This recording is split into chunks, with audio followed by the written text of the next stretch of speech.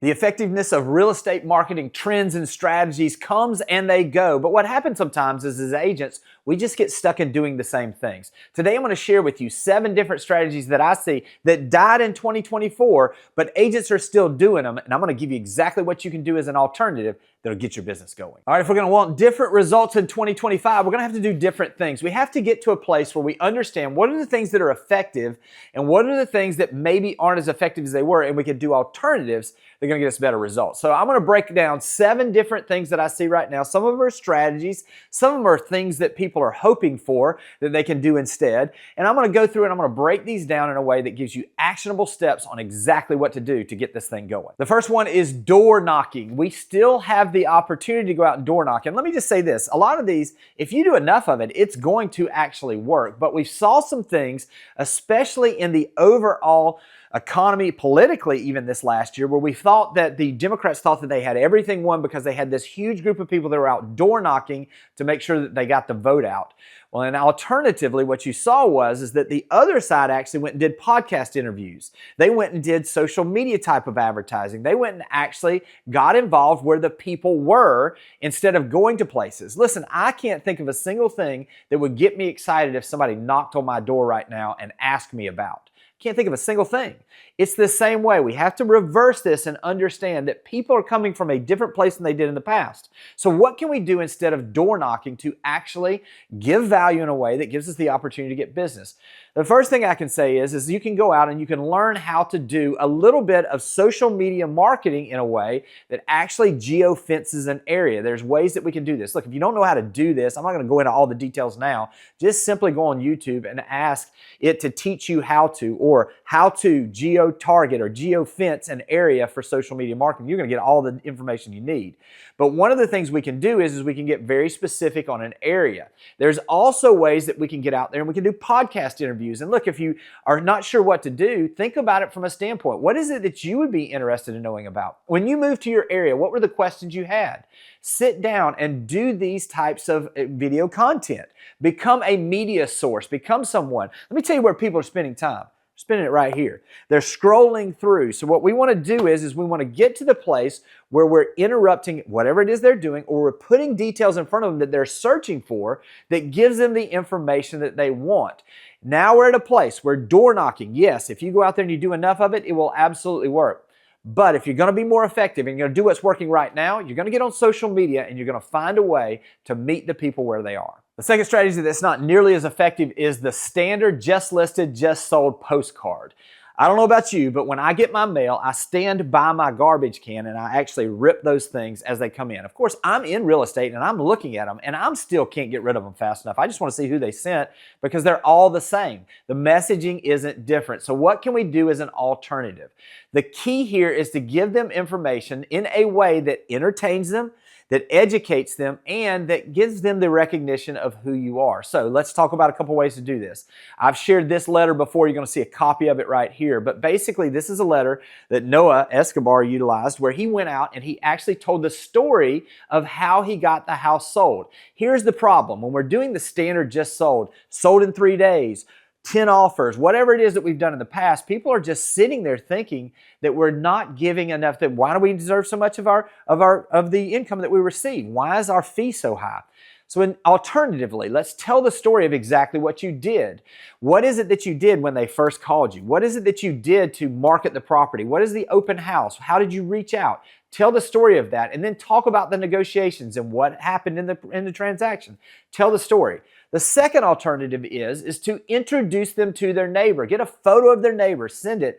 It's my pleasure to introduce you to your new neighbor that I had the privilege of helping buy the home located at. They'll be moving in this date, and this is who they are. Feel free to stop by, introduce yourself. They're going to be a great asset to this neighborhood. You see, when you start making them the hero, you start thinking about these things. Another alternative I've seen, and we haven't done this in years, but I think it would do great right now, is to throw a welcome party. Ask them if you can actually throw a welcome party for them in their new home. Invite all of the neighbors, host the party, provide the food. If it is someone that is an outgoing person that wants to meet their neighbors, utilize this. We don't want to do anything that makes the neighbor or our client uncomfortable. But as you know, there are certain neighbors and there are certain people that we're working with They're going to absolutely love the fact that you're taking the extra effort to introduce them to their neighbors. When you make the people in the process the heroes instead of you and just another monotonous just listed, just sold card, you're absolutely going to get better results. The next strategy that has died, but agents keep doing it, is the unedited listing photos taken with an iPhone. The days of being able to just put something up on the MLS and it sell are over. It now takes professional presentation. So what is it that you can do? First off, if you want to look like a pro, hire a pro. If you're not a professional photographer, go out and get that done. Photos, video, all the details and the presentation you put on this property in the marketing that you do is not just important to get this home sold, but is also your resume for someone that's watching what you're doing. If they see that you're doing things in a professional way, when they get ready to possibly put their house on the market, they're going to think of you. So what is it that you can do to maybe step your game up a little bit? Look, if you're at a place and you're just like, look, I just can't afford the professional photos, well, odds are that you don't need to be in the business. But if you can't do that and you want alternatives, Box Brownie is an app that gives you the ability. You can take the photos with your iPhone because the camera is pretty good. Make sure you're using the wide angle lens, the 0.5 portion there, but also send those photos in to make sure that you get them edited in a way that gives you the sunset shots on the exterior photos, that gives you the ability to clear off the counters, that maybe gives you the ability to take some clutter out of some of the pictures and fix the lighting. Make sure you're getting these things edited at a pretty low price with Box Brownie if you have to go that route.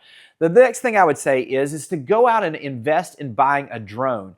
Look, just a simple taking a drone up just a few 10, 15, 20 feet and taking the shot of the front of the house is going to make an enormous difference. A slow rollover of showing where this is in relation to things in the neighborhood. Maybe it's something where you have the opportunity to really get a little bit higher level of service with the drone or get better photos or a little bit of moving video. It's going to make all the difference. The days of just taking these photos with your iPhone and just letting something happen or waiting on something to happen are over. The market has changed. Professionalism is back in vogue, thank goodness, and it gives you the opportunity to really stand out by stepping your game up. Right along those lines are the 3 Ps of listing marketing. Look, this is the way things and the most agents do things, and look, they can get away with it a little bit back in the previous market where we had so many buyers and we had things selling so quickly. If you haven't heard of the 3 Ps, it's basically this, that when you take a listing, most agents do these 3 things. They put it in the MLS, they place a sign in the yard, and then they pray. Now let me just say this, you need to do all those things. We're going to do those things as well, but you need to have a specific marketing plan in place that you can easily communicate to potential listings on how you're going to get the maximum exposure to help them get that highest price, sold in the least amount of time, and with the least amount of hassles.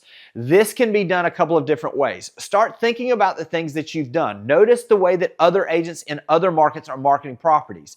Tell them the things you're going to do. Have a bullet list of a 25-point checklist of ways that you're going to market the house. If you're not sure exactly what to do or how you can make yourself stand out, I'm going to put a link above to the Chick-fil-A listing presentation. This is where I talk about how to use AI to really set everything up where you maximize all of your social media posts. You're maximizing the MLS description in a way that it's search worthy and it has a strong call to action for people to want to see the house. We're also going to talk about doing blog posts with LinkedIn, all the different things. And if you aren't sure of any of these things, simply go to ChatGPT and ask it, please give me 25 unique ways as a real estate agent that I can uniquely market a home that I have just gotten listed. These are some things you can do. They're going to absolutely make you stand out. Gone are the days of just being a passive marketer in real estate. We are back to a more normalized market where the pros win, and the better you can communicate a plan of action on how you're going to market the home, the more listings you're going to take and the more listings you're going to get sold.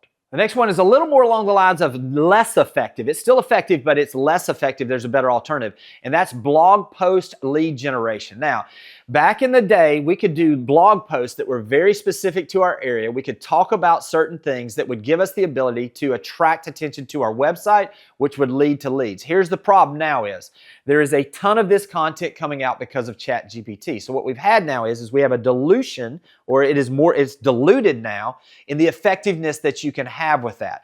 Here's what I would say is an alternative. Video or vlog type of content is absolutely coming back in vogue. We're seeing every day that Google continues to be the search engine, but what's happening is because of ChatGPT's influence, this is my personal opinion, we're beginning to see where more people are going to ChatGPT for search.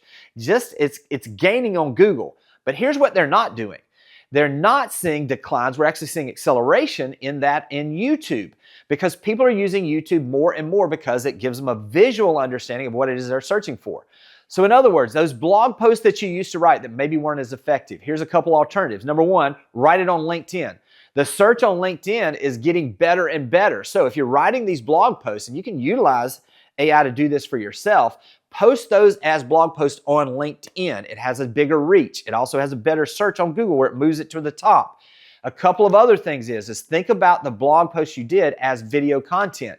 Title them correctly. Work on your script. Have your keywords in those videos. Be entertaining, educational, and it also gives you the ability to connect with people at a different level. Instead of doing those blog posts that are now having to compete with all of the AI-generated blog posts that are out there for SEO optimization, make sure you're using video and make sure you're using LinkedIn.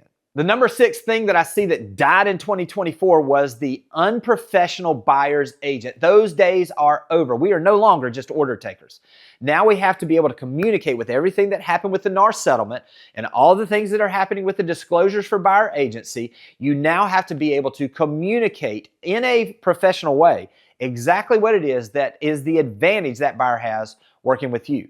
Now, if you haven't put together a presentation yet, look, this is a link to the interview that I did with Andrew Undum. He gave the best buyer presentation that I've ever seen. Over 70,000 people have watched that video now.